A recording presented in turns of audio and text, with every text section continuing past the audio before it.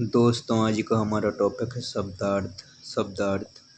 अभागा, भाग्यहीन, सोने पर सुहागा। एक वस्तु अथवा व्यक्ति का दूसरों में मिलकर और बेहतर होना। स्वर्ण, सोना। हेटे, गुणहीन। तो दोस्तों, इस तरह से मैंने आप सभी को 4 शब्दार्थ के अर्थ बताए हैं। तो दोस्तों, आप लोगों को आज का टॉपिक कैसा लगा मुझे कमेंट में बताएं। और दोस्तों, आप लोग मुझे कमेंट में बताएं कि आप लोग अगली वीडियो किस टॉपिक पर चाहते हैं, ताकि मैं उस वीडियो को बनाने की पूरी कोशिश कर सकूं। और दोस्तों, आप लोग मेरे चैनल को लाइक, शेयर और सब्सक्राइब करें। दोस्तों, मिलते हैं अगले ब्लॉग में, तब तक के लिए आप सभी को गुड नाइट। और दोस्तों, आप लोग अपने घर के बाहर और अपने घर की छत पर मटके में पानी भर कर रख दें, जिससे प्यासे पशु पक्षियों की प्यास बुझ सके।